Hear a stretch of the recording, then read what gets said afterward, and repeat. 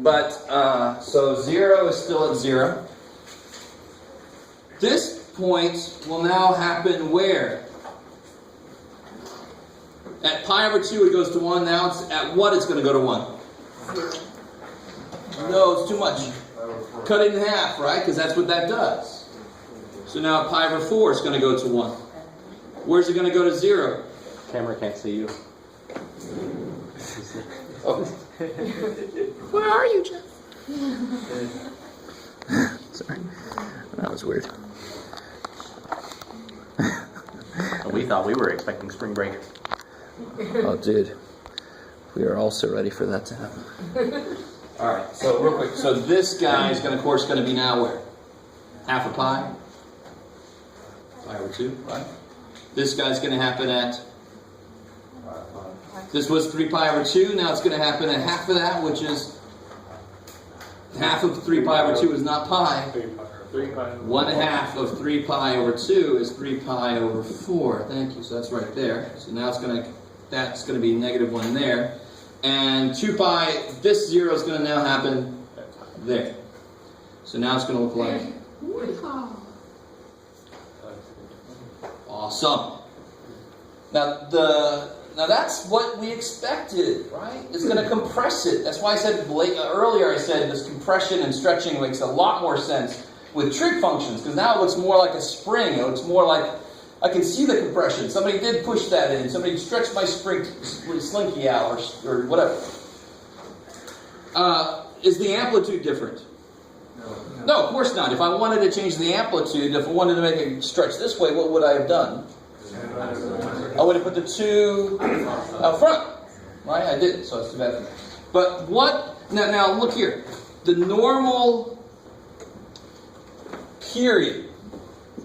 So a period is the length of time, or however you want to say it, the length of time for one cycle to complete. And the normal period for sine is 2 pi. Because that's how long it takes for a complete cycle to complete, right?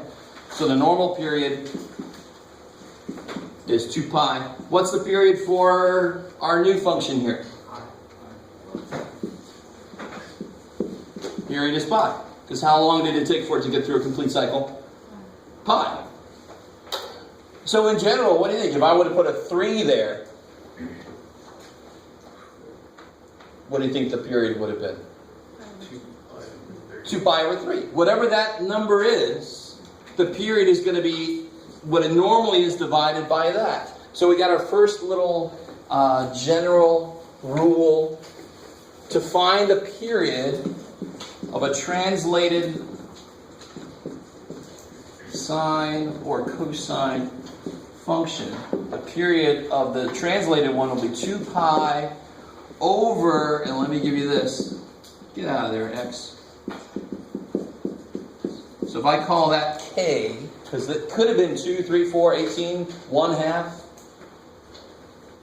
So if it's k, the new period, we call it new period, will be 2 pi over k. So to make it stretch, k's got to be some number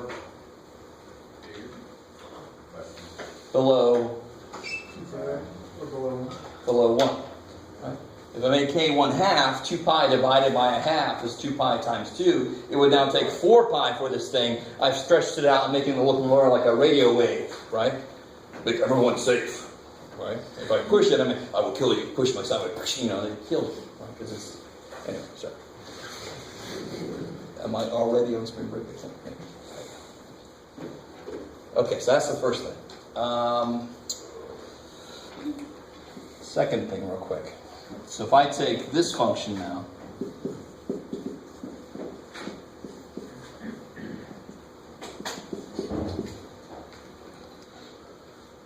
all right, now we're to more familiar territory. What does that affect?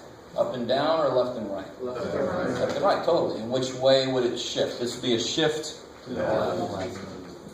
And specifically for trig functions, we call this a phase shift. So you sound more like you're on an episode of Star Trek. That's a rather phase. Phase shift in this case, would be left by pi over 2. So it would take this purple function and move it back by 90 degrees, by pi over 2 radians. So all the old translations do exactly what they always do. They just have slightly different names. The period now relates to the compression and the compression and the stretching, right? And we call it a phase shift, or we used to just call it a shift, right? If I stretch it up or down, that is now called the amplitude of the thing. So if I said h of theta is 4 sine theta, the amplitude will now be 4. So it'll go up to 4 and down to...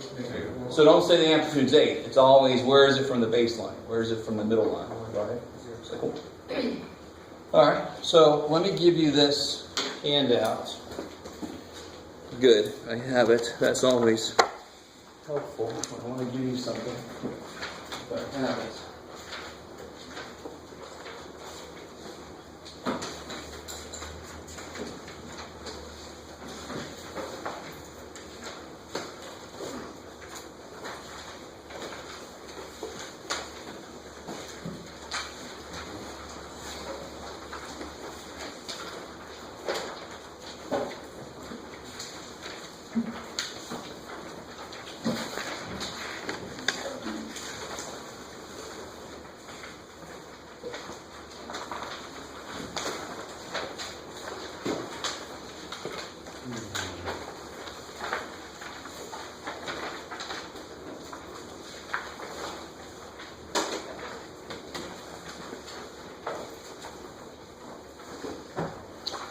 So just to kind of, last thing we'll do today, to kind of analyze this function I have on here. And of course I went back to x, that's too bad for me.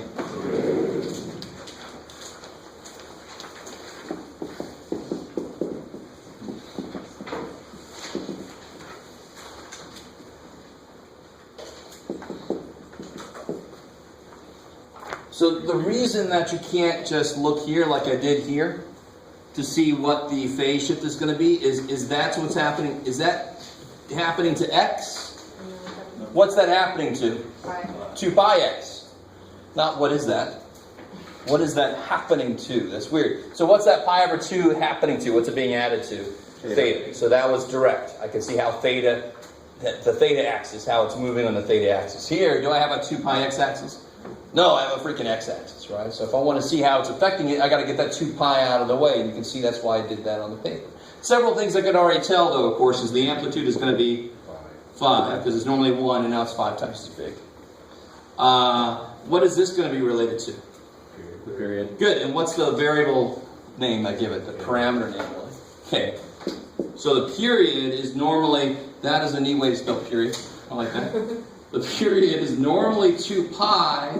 You just always divide it by whatever that is to see what it is now. So 2 pi divided by 2 pi is 1. It's craziness. So now it's going to somehow take from 0 to 1. It's going to fit that in. Now the really cool thing is that the normal sine function we do is from 0, pi over 2, pi, 3 pi over 2, 2 pi. Do you see how there's like 1, 2, 3, 4 little sections there that are broken up into, right? So if I'm going from 0 to 1 now, I haven't applied this shift yet. I would just break it up into parts again. So if this is a pi over 2 step, if my period is 2 pi and I break it up into 4 parts, I get pi over 2. That's why I went up by pi over 2 each time. Do you guys see that? So here, if I started 0, if that wasn't there, I haven't done that shift yet, how big would each step be? Well, now the period's 1, divided by how many pieces? 4. So now I'm going to step by 1/4. That's almost too easy to trust. And the beautiful thing is when you find those points, you just fill in the shape.